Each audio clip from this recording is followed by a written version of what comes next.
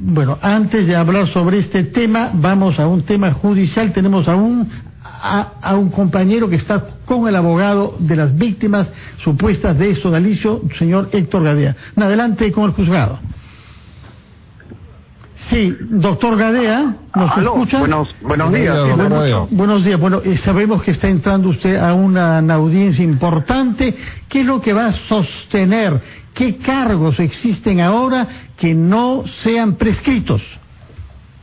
La formalización de denuncia no es por los delitos de abuso sexual en sí mismo, sino es por la Fiscalía ha entendido que se enquistó una asociación ilícita dentro del sodalicio por algunos miembros destinada a cometer dos delitos en particular. Uno, que es el más acreditado, el de lesiones físicas y psicológicas, y el otro, que también entiende la Fiscalía, tiene suficientes indicios para indicar que la asociación tenía dicha finalidad, eran cometer delitos contra la libertad sexual, no solamente por parte de FIARI, sino por otros miembros y exmiembros. O sea, sistemático. Eso es lo que ha denunciado.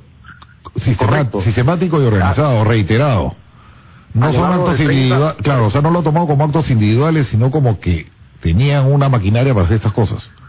Desde finales de los 70 hasta el 2015.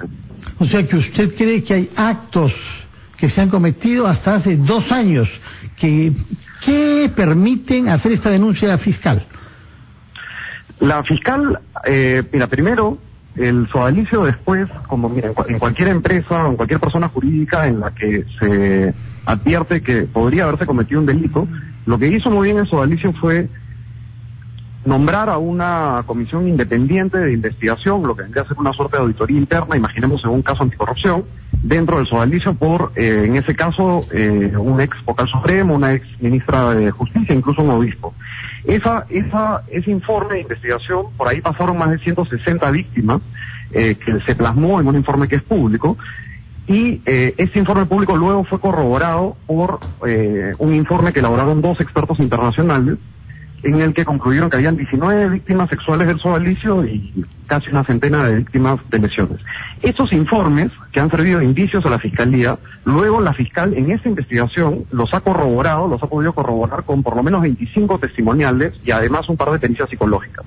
Y con todo esto, y además con la explicación de que esto fue un tema sistematizado y además con una organización verticalizada en que el cabecilla de esta asociación era indiscutiblemente el de Fernando FIARI, es que presenta esta formalización de denuncia para que se abra una instrucción. No es una acusación, no está pidiendo una sentencia judicial. Lo único que le pide la ley es indicios razonables para que un juez abra instrucción, y eso es lo que está pidiendo.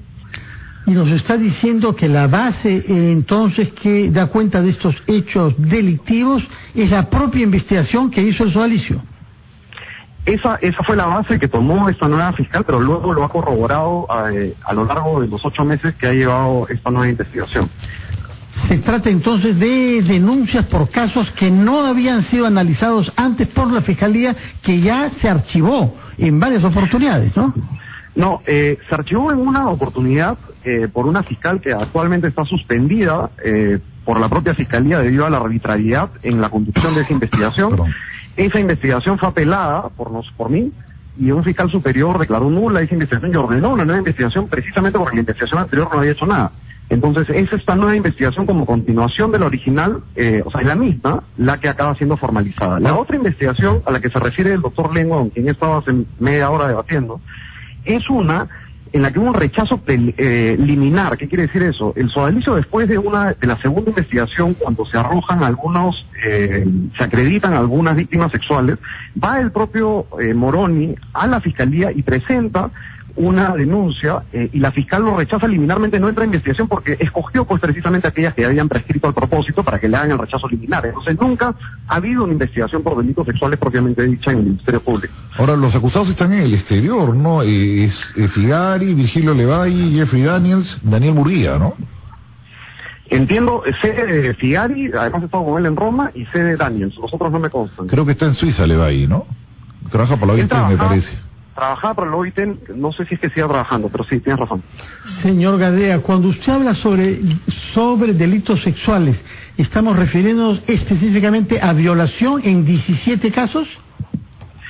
No exclusivamente violación, hay hay, a ver, la violación tradicionalmente entendida como tal, y hay también algo más de tocamientos indebidos, pero están dentro del ámbito de lo que vendría a ser una violación sexual y no de un delito menor contra la libertad sexual. En el caso de Jeffrey Daniels, que es el más sonado, además acordémonos que dentro de una asociación ilícita el cabecilla no tiene que cometer todos los delitos. O sea, Sendero Luminoso no, Aimero Humano tenía que poner todos los coches bombas para efectos de ser cabecilla de la asociación ilícita. Él es responsable por lo que hagan los otros asociados también, como Jeffrey Daniels, a quien hay sí un testimonio. Es más, un compañero mío de mi promoción del colegio, que cuando nosotros nos íbamos a nuestras casas y teníamos 14 años, él se iba al centro pastoral de San Borja, se llama Álvaro Urbina, y el centro pastoral de San Borja, en la camioneta del sodalicio, él era el último del pool al que lo dejaban en su casa, y Jeffrey Daniels se lo violaba en el parque al frente de su casa durante 1 año y medio. Entonces, estos relatos que están en la investigación, Aida Urbina lo ha declarado, además es un tema público, por eso es que y él me permite dar su nombre. Hay otros que están con siglas, además, porque no se guarda la reserva, que han dado testimonios similares, y no solamente contra Daniel, sino particularmente hay uno que es contra Figari. Ahora, de darse la prisión preventiva, se iniciaría el proceso de extradición para los 4. No, mira, en el tema de prisión preventiva acá va a pasar por lo menos algo parecido a lo de Toledo, que si es que el juez le da prisión preventiva, sería con ellos ya en el extranjero, para lo cual primero el juez tendría que oficiar Interpol y después iniciar un proceso de extradición. Contra Figari tendría que ser con Italia, porque él está viviendo en una casa a las afueras de Roma, no está en el Vaticano, y felizmente con Italia tenemos tratado de extradición. ¿Tiene nacionalidad italiana Figari?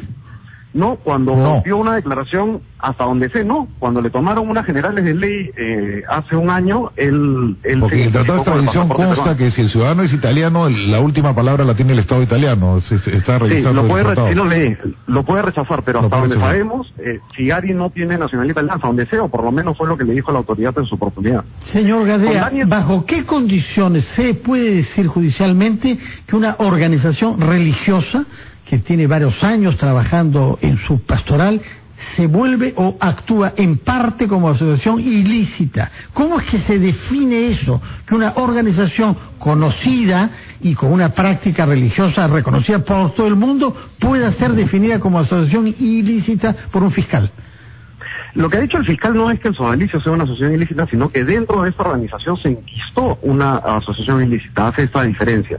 Y es lo mismo, y sin duda había gente dentro del sodalicio, y la hay, que no tenía idea de que estos delitos se estaban cometiendo y que no participaban en esta asociación ilícita. Pensemos en Odebrecht, en que había una parte que era una asociación ilícita con la Caja 2 y había otra parte de gente honesta que hacía muy buenos trabajos de ingeniería. Entonces es algo similar.